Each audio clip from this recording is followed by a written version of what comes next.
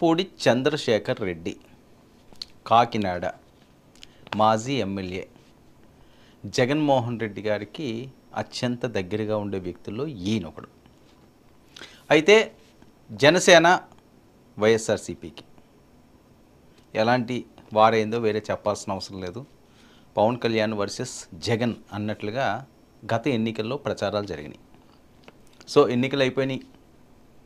ఎన్నికలకు ముందు పరిస్థితి చూస్తే ఉభయ గోదావరి జిల్లాల్లో ద్వారంపూడి చంద్రశేఖర్ రెడ్డిని టచ్ చేసేవాళ్ళు ఎవరు లేరు. ఆయన్ని రైస్ రెడ్డి గారు అని కూడా అంటారు ఆ ప్రాంతంలో, ఎందుకంటే మొదటి నుంచి కూడా వాళ్ళ బిజినెస్ అది. సో ఈ నేపథ్యంలో ద్వారంపూడి చంద్రశేఖర్ రెడ్డి గారు అవునంటే అవును, కాదంటే కాదు. సరే, ఆయనకి సంబంధించి చాలా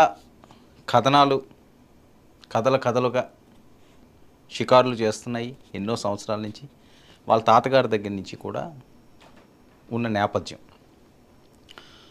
సో గతం ఏదో జరిగిపోయింది. అప్పుడెప్పుడో డిటి నాయక్ గారు కూడా వాళ్ళ తాతగారిని ఏదో ఒక కేసు అంశంలో నడి రోడ్డు మీద ఏదో తీసుకువెళ్ళారు, అరెస్టులు చేశారు. ఇప్పటికీ ఆ కేసులు ఉన్నాయి. చాలా అంశాలు ద్వారంపూడి చంద్రశేఖర్ రెడ్డి గారి కుటుంబం మీద ఉన్నాయి. సో ఆ తర్వాత నేపథ్యంలో ముత్త గోపాలకృష్ణ గారు ఆయన ద్వారా మళ్ళీ రాజకీయాల్లోకి వెళ్ళి రావడం, నిలదొక్కుకోవడం, ఈయన ఎమ్మెల్యేగా విజయం సాధించడం, వైఎస్ఆర్సీపీకి దగ్గరగా ఉండడం. అంటే ఈయన సామ్రాజ్యం ఏదైతే ఈయన వ్యాపార సామ్రాజ్యం ఉందో దాన్ని విస్తృతంగా విస్తరించారు. ఆ విస్తరించడం కూడా మామూలుగా కాదు, సామాన్యంగా కాదు. కోట్లాది రూపాయలు, వేల కోట్ల రూపాయలకి విస్తరించారు అన్నది ప్రచారంలో ఉన్న అంశం. వాస్తవం కూడా అదే ఉండొచ్చు కాదు, ఎందుకంటే వాళ్ళ బిజినెస్ అంతా కూడా విదేశాలకి ఎక్స్పోర్ట్లు ఇలాంటి అంశం మీద ఉంటుంది. అయితే కాకినాడలో జరిగిన ఒక ఘటన నేపథ్యంలో జనసేన శ్రేణులు ఆయన్ని దగ్గరికి వెళ్ళి గొడవ చేయడం, ఏదో యాజిటేషన్ చేస్తే దానికి ఆయన విచక్షణారహితంగా వాళ్ళ మీద అటాకులు చేశారు. వీర మహిళని కూడా చూడలేదు, చాలా ఇబ్బంది పెట్టారు. ఇది పవన్ కళ్యాణ్కి కాలింది. సామాన్యంగానే పవన్ కళ్యాణ్కి ఒక లెక్క ఉంటుంది. ఆ లెక్క కానీ కొద్దిగా తేడా అయ్యింది అంటే అతన్ని ఎవరిని కూడా స్పేర్ చేయడు. తన భేదమేమి ఉండదు అందులో. అది స్టార్ట్ అయ్యింది అంటే, ఆ లెక్క కానీ స్టార్ట్ అయ్యింది అంటే సరే, కొంతమంది లెక్క అంటారు, కొంతమంది తిక్క అంటారు, తర్వాత అంశం అది సినిమా ప్రాసల వరకు కూడా అది బాగానే ఉంటుంది. కానీ వాస్తవంగా పవన్ కళ్యాణ్కి కోపం వస్తే ఎవరో ఆపలేరు. ఒక్కొక్కసారి సౌమ్యంగానే ఉంటారు, ఒక్కొక్కసారి సీరియస్ అయిపోతుంటారు, ఒక్కొక్కసారి ముభావంగా ఉంటుంటారు. అంటే ఒక్కొక్కరి మనస్తత్వం, ఒక్కొక్కరి వ్యక్తిత్వం ఒక రకంగా ఉంటుంది. సో ఒక అన్ని కోణాలు మిళితమైన వ్యక్తిత్వం గల వ్యక్తి పవన్ కళ్యాణ్. ఆయనకి ఏంటంటే దాచుకోవడం, ఈ దోచుకోవడం, ఈ ఆలోచనలు చాలా తక్కువ ఉంటాయి. ఎందుకంటే వాస్తవంగా అన్నం అంతా ఉడికిందా లేదా అని ఒక మెతుకు పెట్టుకుంటే చాలు, దాని గురించి మనం చెప్పొచ్చు అన్నట్లుగా కొంతమంది నాయకులను చూస్తే మనకు అర్థమైపోతుంది వాళ్ళ మైండ్ సెట్ ఏ రకంగా ఉంటుంది, ఎలా ఉంటుంది అన్నది. సో పవన్ కళ్యాణ్ ఏంటంటే ఏదో ఒకటి చేయాలి, ఏదో ఒకటి తపన. ఆయన బయటకు వచ్చాడు అంటే ఏదో ఒకటి అవ్వాలి. అక్కడ ఒక మంచి అన్నా జరగాలి, లేకపోతే ఒక స్ట్రాంగ్గా ఒక మెసేజ్ అన్నా వెళ్ళాలి, లేకపోతే ఎవరినన్నా తప్పుల్ని ఎండగట్టాలి. ఏదో ఒక ఉద్దేశం ఉంటుంది. సో ఆ నేపథ్యంలో సామాన్యంగా ఆయన ఎన్నో అవమానాలు పడ్డాడు, ఎన్నో ఇబ్బందులు పడ్డాడు. ఈరోజు ఒక సక్సెస్ సాధించుకున్నారు. అయితే పవన్ కళ్యాణ్ కోపం ఏ రకంగా ఉంటుందో గతంలో ఒకసారి చూశారు.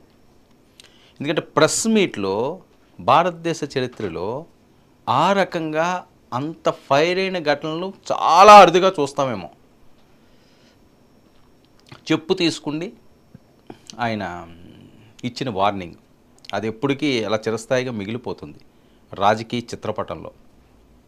సో ఆవేశం వస్తే ఆ రకంగా ఉంటుంది.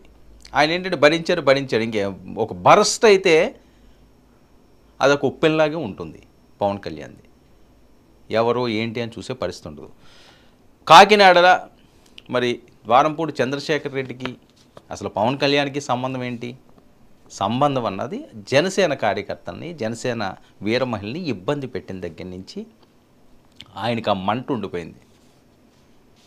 ఏం చూసుకుండి వీడికి, ఈయనతనికి ఇంత అహంకారం, డబ్బు చూసుకున్నా, అధికారం చూసుకున్నా.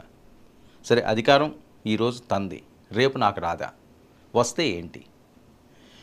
కాకినాడ నడిబొడ్డులోనే ద్వారంపూడి చంద్రశేఖర్ రెడ్డి నీ ఎంపైర్ని, నీ మాఫియాని కూలదోస్తాను, మీ రౌడీ మూకల్ని, మీ గ్యాంగుల్ని బట్టలోడదీసి రోడ్ల మీద నడిచోపెడతాను, రోడ్ల మీద పరిగెట్టిస్తాను.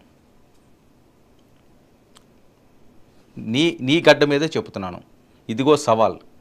అది కానీ జరగకపోతే నా పార్టీ జనసేన కాదు, నా పేరు పవన్ కళ్యాణ్ కాదు. ఇంకెంతకంట వార్నింగ్ ఉంటుందా ఒక రాజకీయ నాయకుడికి?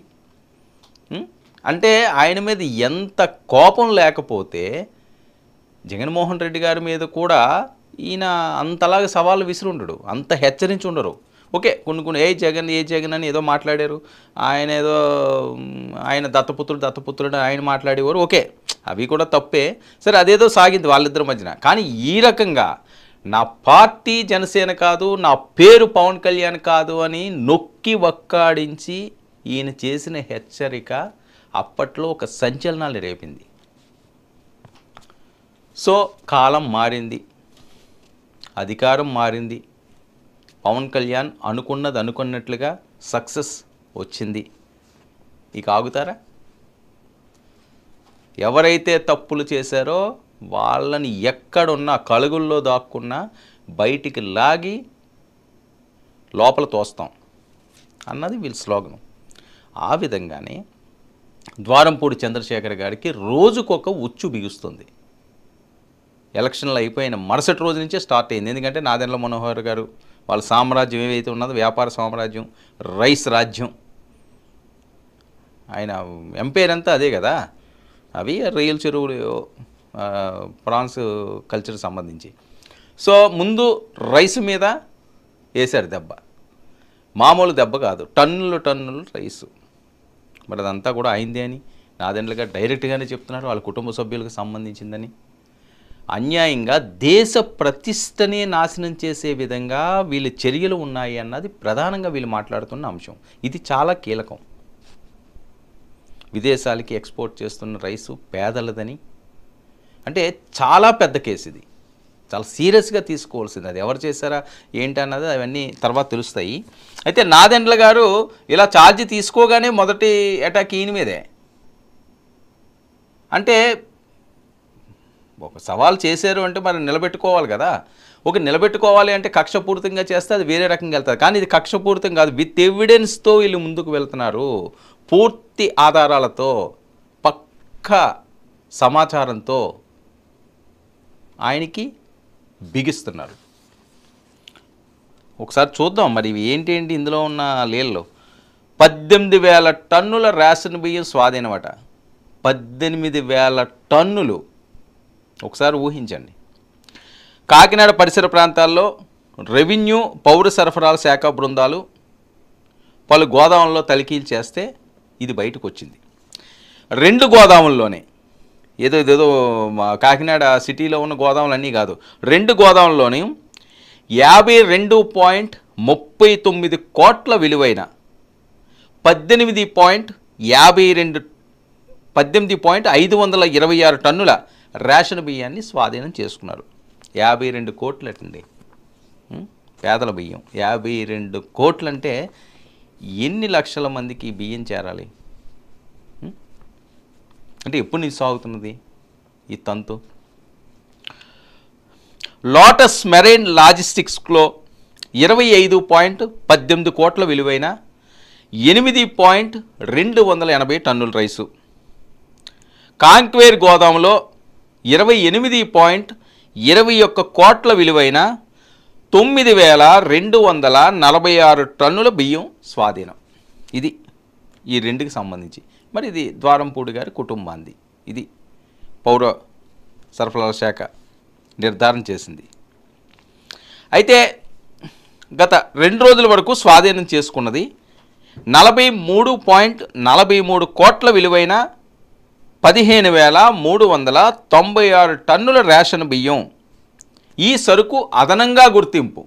పాతదాని కాకుండా, రీసెంట్గా కాకుండా మళ్ళీ దీనికి అదనంగా ఇంకో 15,396 టన్నులు, అదొక 44 కోట్లు సుమారు. అయితే గోదాముల్లో ఇంకా నిరంతరంగా కొనసాగుతున్నాయి దాడులే, ఇక్కడతో ఆపలేదు వీళ్ళు, ఇంకా కొనసాగుతూనే ఉన్నాయి. మరి ఇంకా ఎంత చిట్ట వస్తుందో. దీంతో మనం ముందుగానే అనుకున్నట్లుగా మాజీ ఎమ్మెల్యే గారికి ఉచ్చి అయితే చాలా గట్టిగానే బిగుస్తుంది. ఇప్పటికే 35,000 టన్నుల రేషన్ బియ్యం సీజ్ చేశారు. 35,000 టన్నులు, 1-2 కాదు, 35,000 టన్నులు అంటే అసలు ఊహకు అందట్లేదు అది. మరి ఎక్కడి నుంచి ఈ 2 గోడౌన్లో దాచారో, విదేశాలకి వెళ్తున్నాయి. నేను అది కూడా క్లియర్గా విత్ ఆడియో కూడా మీకు ఇస్తాను, నేను చూపిస్తాను అది ఎవరో ఏంటి అన్నది. అయితే ద్వారంపూడికి చెందిన 8 గోడౌన్లను ఇప్పటికే సీజ్ చేయడం జరిగింది. ఇంకా కొనసాగుతున్నాయట దాడులు. అంటే అలా తవ్వే కొలది ఇది ఒక భూగర్భంలో ఉంది. ఇది ఎక్కడికో వెళ్తున్నది ఈ స్వరంగం, ఇక్కడితో ఆగట్లేదు. 1 అయ్యింది, 2 అయ్యింది, ఇప్పటికి 8కి వచ్చింది. ఇంకా చాలా ఉన్నాయట. ఇక్కడే 52,000 టన్నులు అంటే ఇంకా ఇలాంటివి కొన్ని వేల టన్నులు, 100 టన్నులు షిప్పుల్లో తరలిపోతున్నాయి. అంటే ఎన్ని సంవత్సరాల నుంచి జరుగుతుంది ఇది? ఒక వారం రోజుల్లోనే, నాకు తెలిసి సోమవారం నుంచి 5 రోజులు, 5 రోజుల్లోనే ఒక్క కాకినాడ ప్రాంతంలోనే ఇంత సరుకును పట్టుకున్నారు అంటే, వీళ్ళు ఇంత రైస్ను సీజ్ చేశారు అంటే 2 గోడౌన్లో.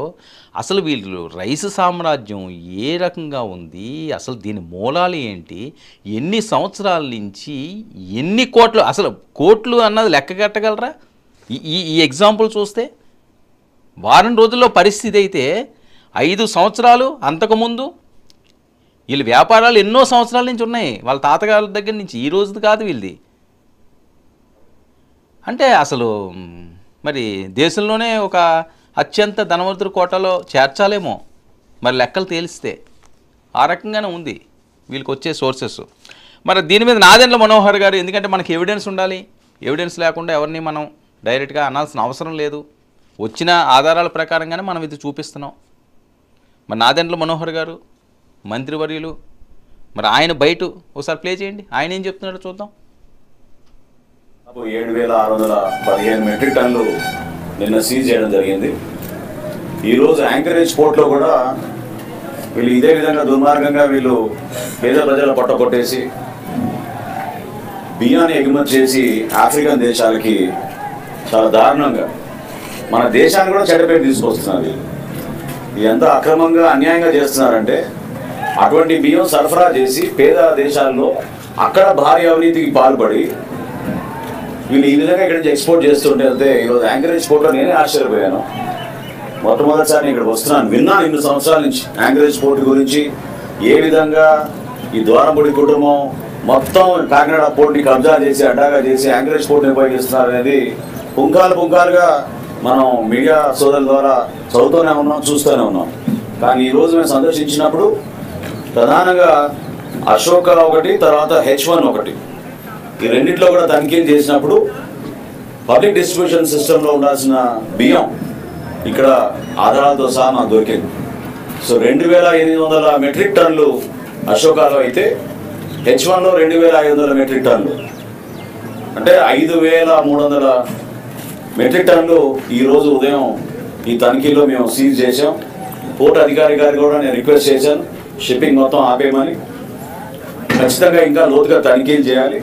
జాయింట్ కలెక్టర్ గారు, MD గారు ఒక టీం ఫామ్ చేసి మిగతా గోడౌన్స్ ఏవైతే పోర్ట్ ఏరియాలో ఉన్నాయో వాటి అన్నిటికీ కూడా తనిఖీ చేసి మేము అనుకునే విధంగానే పారదర్శకంగా, నిజాయితీగా పేద ప్రజల సొమ్ము, మన దేశానికి సంబంధించిన సొమ్ము వీళ్ళ అవినీతి కోసం ఉపయోగించుకోవడం అనేది మేము ఇంకా జరగనివ్వం. ఎట్టి పరిస్థితుల్లో కూడా ఈ వ్యవస్థ మార్పు కోసం నిజాయితీగా పనిచేసే వ్యక్తులను ముందుకు తీసుకొచ్చి జాగ్రత్తగా, పారదర్శకంగా ఈ ప్రాంతంతో మొదలుపెట్టాం. ఇది నాదెండ్ల మనోహర్ గారు, మంత్రి గారు, ఆయన చిట్ట విప్పిన నేపథ్యం. కాకినాడ పోర్టునే వాళ్ళు కబ్జా చేసుకుని నడిపిస్తున్నారట. ఇది అది చిన్న విషయం కాదు. కబ్జాలు చేసుకోవడం ఇప్పటివరకు ఏదో భూములను కబ్జాలు చేశారంటారు, ఇల్లుని కబ్జా చేశారనుకుంటారు, వేరేవి ఇంకా అలాంటి వాటిలో ఆ కోవకు చింతది. ఒక పోర్టు కబ్జా చేసేసారట, ఒక పోర్టు ఆధీనంలోకి తీసుకున్నారట. అది చిన్న విషయం కాదు. ఇది పోర్ట్ అథారిటీ, సెంట్రల్ గవర్నమెంట్. విదేశాలకి, ఆఫ్రికన్ దేశాల్లో పరిస్థితి ఎలా ఉంటుందో మనకు తెలుసు కదా. పాపం చాలా పేదవాళ్ళు ఆఫ్రికన్ దేశాలన్నీ కూడా, కొన్ని ప్రాంతాలు. మరి అలాంటి వాటికి ఈ పేదల బియ్యాన్ని పంపిస్తున్నాడు. మాకు డిమాండ్ ఎక్కువ ఉంటుందేమో, అంటే అక్కడ ఎక్కువ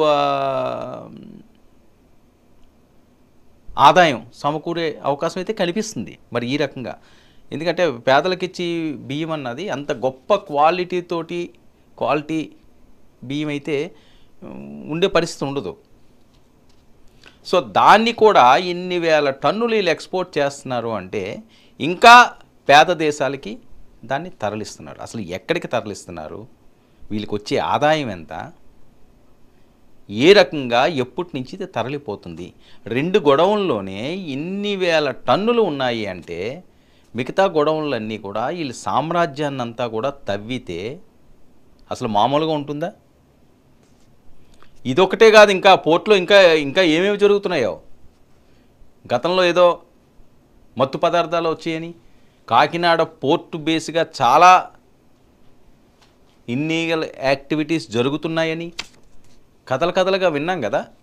మరి ఈరోజు ఈ అంశం బయటకు వస్తే మరి దీని వెనకాతలు ఇంకా ఎలాంటివి ఉన్నాయి? ఇది మొదటిది మాత్రమే. డైరెక్ట్గా మంత్రి చెప్తున్నాడు ద్వారంపూడి కుటుంబం అని. ఇది ఎవరో చెప్పనవసరం లేదు, ఎవరో ఆయన విమర్శించేయాలని కాదు, ఎవరో తప్పుడు కథనాలు వేస్తున్నారని కాదు, మంత్రే చెప్తున్నాడు. అక్కడ ఎవిడెన్స్ చూపిస్తున్నాం, సాక్షాత్తు మంత్రి గారు చెప్తున్న మాటలు అవి. ద్వారంపూడి కుటుంబం ఇందులో ఇన్వాల్వ్ అయి ఉంది అని. ఎందుకంటే వాళ్ళకి సంబంధించినవే, ఆ పేర్లు కూడా చెప్తున్నారు కదా. అయితే ద్వారంపూడి కుటుంబం నిర్వహిస్తున్న 2 రొయ్యల ఫ్యాక్టరీలకు పొల్యూషన్ కంట్రోల్ బోర్డు నోటీసులు ఇచ్చింది. ఒక రైసు అన్నది బిగుస్తుంది అక్కడ. మరి అక్కడితో ఆగుతుందా? ఆగే పరిస్థితి అయితే కనిపించట్లేదు. జనసేన చాలా సీరియస్గా తీసుకున్నట్టున్నది దీన్ని. మరి ఉప ముఖ్యమంత్రి గారు అయితే క్షమించే పరిస్థితే లేదన్నట్టున్నారు. ఎందుకంటే కాకినాడ బేస్ చేసుకున్నారు ఆయన. పిఠాపురంలో సొంతంగా ఇల్లు నిర్మించుకుంటున్నారు. ఆ పార్లమెంట్ నియోజకవర్గ పరిధిలోనే ఆయన ఎమ్మెల్యేగా ఉన్నారు. అక్కడ ఎంపీగా వాళ్ళ అభ్యర్థి ఉన్నారు. కాకినాడ రూరల్ జనసేన, కాకినాడ అర్బన్ పొత్తులో భాగంగా టీడీపీ. అంటే ఆ సామ్రాజ్యం అంతా కూడా ఇప్పుడు వీళ్ళ అధీనంలో ఉంది. ఆయన ఏదైతే సామ్రాజ్యం అనుకున్నాడో, ఆయన ఏదైతే ఒక ఎంపైర్ అనుకున్నారో అది ఇప్పుడు వాళ్ళది కాదు. అందులో మొత్తం వీళ్ళే ఉన్నారు. జనసేన, టీడీపీ, ఎక్కువ జనసేన. ఎందుకంటే కాకినాడ ఎంపీ, కాకినాడ రూరల్ 2 వాళ్ళే. పక్కన ఉన్న పిఠాపురం వాళ్ళదే. ఆయన ఉప ముఖ్యమంత్రి.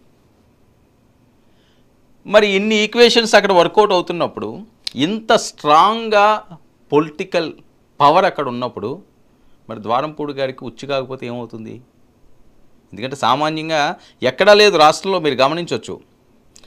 మిగతా ప్రాంతాల్లో ఇంకా మొదలు పెట్టలేదు. మొదలే దీన్ని మొదలుపెట్టాడు. ఎందుకంటే మరి పవన్ కళ్యాణ్ గారు మాట ఇచ్చినప్పుడు ఆ మాట చెల్లకపోతే ఆయన పరుగు పోతుంది కదా. అదేమన్నా సీరియస్గా తీసుకున్నాడేమో. ఇచ్చేయాలి కదా, గతంలో ఏదో ఇస్తామన్నాం కదా, అది ఇవ్వకపోతే బాగోదేమో అని అనుకున్నాడేమో ఆయన. అందుకని అవి ఇవ్వడానికి సిద్ధం పడ్డారు. ఎందుకంటే పౌర సరఫరాలు ఆయన పూర్తిగా ఆ పౌర సరఫరాల శాఖ తీర్చుకోవడంలో కూడా నాకు ఇంకొక అనుమానం కూడా ఉంది. ఇప్పుడు అసలు పౌర సరఫరాల శాఖ మంత్రిగా నాదెండ్ల మనోహర్ గారికి ఎందుకు ఇచ్చారా అని, ఇది ఒక కీలకమైన అంశమే. ఎందుకంటే ఈయన ఎంపేరంతా కూడా అందులోనే ఉంది. వేరే వాళ్ళు అయితే ఎవరన్నా మనం రిక్వెస్ట్ చేయాలి, అదే శాఖ మనం తీసుకుంటేలో ఉంటే ఇంక వేరే వాళ్ళతో పనే లేదు, పని పడదాం, ద్వారంపూడి పని పడదామని మరి ఈయన ముందుగానే అనుకున్నారా? అలాంటి కూడా కథనాలు వస్తున్నాయి. అయితే మరి అదే అయిపోయిన తర్వాత నెక్స్ట్ దానికి వెళ్ళాలి కదా, రొయ్యల ఫ్యాక్టరీ పొల్యూషన్. రొయ్యల ఫ్యాక్టరీలో ఏ రకంగా నడుపుతారు వేరే చెప్పాల్సిన అవసరం లేదు. అది కూడా అంటే అన్ని వైపుల నుంచి, ఒకవైపు నుంచి మనం డోర్ ఓపెన్ చేసామనుకోండి, మిగతా డోర్లన్నీ కూడా క్లోజ్ చేసుకుంటుంటే ఎంట్రీ ఇది ఒకే వైపు మనం వెళ్ళడానికి ఛాన్స్ ఉంటుంది. మిగతా గదులు అన్నీ కూడా క్లోజ్ చేయాలి. లేకపోతే ఆ డోర్ నుంచి వెళ్ళొచ్చు, ఈ డోర్ నుంచి వెళ్ళొచ్చు, ఈ డోర్ నుంచి వెళ్ళొచ్చు. ఒకే ఎంట్రీ ఉండాలి అనుకుంటే. సో ఆయనకి చాలా డోర్లు ఉన్నాయి కాబట్టి ఏ డోర్లో నుంచో వెళ్ళే ఛాన్స్ ఉంటుంది కాబట్టి ఒక్కొక్క డోరు క్లోజ్ చేసుకుంటూ వచ్చేస్తున్నారు. రైస్ డోర్ క్లోజ్ అయింది, రొయ్య డోర్ క్లోజ్ అవ్వబోతుంది. ఇంకా ఇలాంటివి ఎన్ని ఉన్నాయో, ఒకటి కాదు రెండు కాదు, నాకు తెలిసి అయితే అంత సామాన్యంగా ఇన్నైతే వదలరు. ద్వారంపూడి గారికి బ్యాడ్ డేస్ స్టార్ట్ అయినాయి అన్నది సర్వత్రా వస్తున్న టాకు. దానికి నిదర్శనమే జరుగుతున్న అంశాలు, కళ్ళకు కట్టినట్లు కనిపిస్తున్న దృశ్యాలు విత్ ఎవిడెన్స్. అదే సామాన్యమైంది కాదు, విత్ ఎవిడెన్స్తో. ఆయన చూడండి, నాదెండ్ల మనోహర్ గారు ఇల్లు అక్కడ కూర్చున్నాడు. ఆయన ఆదేశించట్లేదు. ఇప్పుడు ఆయన మంత్రి స్థాయిలో ఉన్నప్పుడు ఎవరినన్నా ఆదేశించవచ్చు, ఎవరికైనా ఏదని చెప్పొచ్చు. కానీ అదేం లేదు, డైరెక్ట్ అటాకే. ఆయనే వెళ్ళిపోతున్నాడు ఆ గొడవల దగ్గరికి. అంటే అంత కసిగా ఉన్నారు, అంత కసిగా ఉన్నారు, అంత కసిగా ఉన్నారు. మొత్తం అంతా దాని సంగతి తేల్చాలి అన్నట్లుగా. అయితే ఇచ్చిన నోటీసులు కూడా 15 రోజుల్లో వివరణ ఇవ్వాలి అన్నది. మరి అధికారులు వాళ్ళ ఫార్మాలిటీస్ వాళ్ళు ఉంటాయి కాబట్టి ఓ 15 రోజుల్లో దానికి వివరణ ఇవ్వండి అన్నారు. మరి ఏం వివరణ ఇస్తారు? వివరణ ఇస్తే మాత్రం వివరణ సజీవంగా ఉండే అవకాశం ఉంటుందా? ఆయన మొత్తం చుట్టేస్తుంటేని ఎక్కడెక్కడ ఏమేమి ఉన్నాయన్నది మొత్తం ఆయన కూకటి వేళ్ళతో పగిలించే ప్రణాళిక సిద్ధమైనట్లుగా స్పష్టంగా కనిపిస్తుంది. అయితే సీజ్ చేసిన రేషన్ బియ్యం ఇప్పటి వరకు కూడా 2 గొడవలకు సంబంధించి వీళ్ళు వేసిన అంచనా ఏంటంటే 100 కోట్లు. 2 గొడవల్లో 3 రోజుల తనిఖీల్లో 100 కోట్ల విలువైన బియ్యం బయటపడిందట. 100 కోట్లు అంటే అది అసలు ఊహించగలమా? 2-3 రోజుల్లో ఇంకా మొదలుపెట్టారు అంతే. సో మొత్తం అంతా చుట్టితే ఇన్ని వేల కోట్లు. చాలా చాలా కీలకమైన పరిణామాలు కాకినాడ వేదికగా చోటు చేసుకుంది. ఎందుకంటే మొదటి నుంచి కూడా అన్నారు, ఇది ఈరోజు ప్రత్యేకంగా అన్నవి కాదు, చాలా కాలం నుంచి అంటున్నారు. ద్వారంపూడి అంటే సరే ఏదో కక్ష మీద ఏదో అంటున్నారేమో, నిజంగా అన్ని ఉంటాయా, అలాంటి జరుగుతాయా అని చాలామంది అనుమానాలు పడేవారు. వైఎస్ఆర్సీపీ మీద ఏమున్నదిలే, ఆ కక్షతోటి ఏదో అంటున్నట్టున్నారు, ఆ అధికారంలో ఉన్నారు కదా అని. అంటే ద్వారంపూడి గారికి కొన్ని ఉన్నాయి లింకులు అన్నట్టుగా వచ్చింది. కానీ టాకు మరీ ఇంతలా దూసుకెళ్ళిపోయి ఇన్వాల్వ్ అయిపోయి ఈ రేంజ్లో వేల కోట్ల రూపాయల రేంజ్లో ఉంటుంది అన్నది చాలా తక్కువ మందికి మాత్రమే తెలుసు. ఆ ప్రాంతవాసులందరికీ తెలుసు, బయట ప్రపంచానికి పెద్ద తెలియదు. ఎందుకంటే కాకినాడ ప్రధాన మార్గాలకి దగ్గరగా ఉండదు. ఎందుకంటే అది పెద్దగా డెవలప్ అవ్వకపోవడానికి కారణాలు కూడా అవే. ప్రభుత్వ కార్యాలన్నీ కూడా అక్కడే ఉంటుంది, కలెక్టరేట్ అక్కడే ఉంటుంది, జిల్లా హెడ్ క్వార్టర్ అదే అయినప్పటికీ కూడా కాకినాడ అని, భీమవరం అని ఇవన్నీ ఏంటంటే బాగా లోపలికి వెళ్ళాలి. సో ఆ కనెక్టివిటీ తక్కువ. ఇప్పుడు ఏదో కత్తిపూడి నుంచి ఒక పెద్ద హైవే వేశారు కాబట్టి ఇప్పుడు ఈజీ అవుతుంది. ఏదైనా సరే లోపలికి వెళ్ళాలి అంటే నేషనల్ హైవే పక్కనున్న ప్రాంతాలు వేరు, అవి చాలా ఫాస్ట్గా డెవలప్ అవుతాయి పెద్ద ఎత్తున. కాకినాడ విశాఖపట్నంలో అవ్వకపోవడానికి ఏంటంటే అదొక కార్నర్లో ఉండడం ఒకటి, పోర్టు కూడా అక్కడ ఉంది.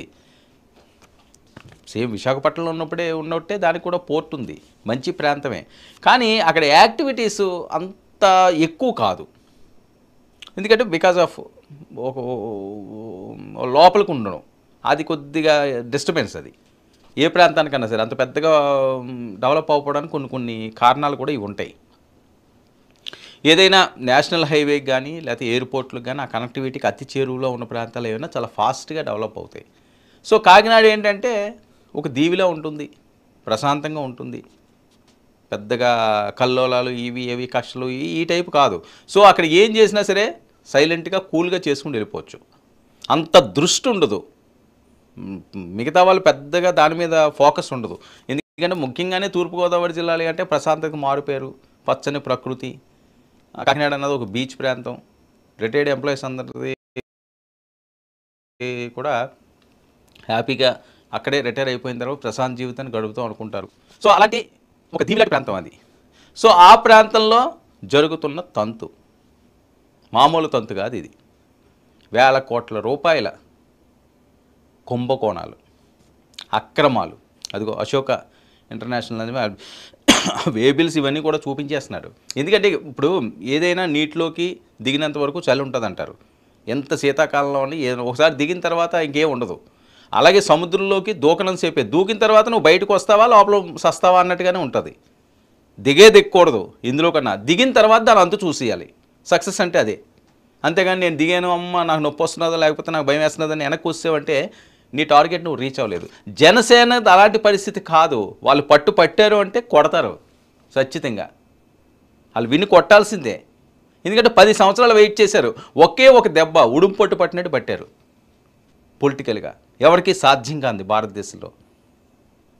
21కి 21, 2కి 2 100% స్ట్రైక్ రేట్తో ఈసారి జరిగిన ఎన్నికల్లో మొదటి స్థానం man of the match, man of the series Janasena Pawan కళ్యాణ్ది. సో వాళ్ళ దెబ్బ అలా ఉంటుంది, ఊహించరు. ఎందుకంటే మన క్రికెట్ మ్యాచ్లు వరల్డ్ కప్లు అవి చూస్తుంటాం, పెద్ద పెద్ద జట్లు ఉంటుంటాయి. Australia, West Indies, England, South Africa, India, Pakistan ఇలా అనుకుంటాం. కానీ కెనడా, జింబాంబే ఇలాంటి జట్లు వచ్చి వరల్డ్ కప్ను కొట్టుకెళ్ళిపోయినాయి అనుకోండి, వాళ్ళ దెబ్బ తెలియదు.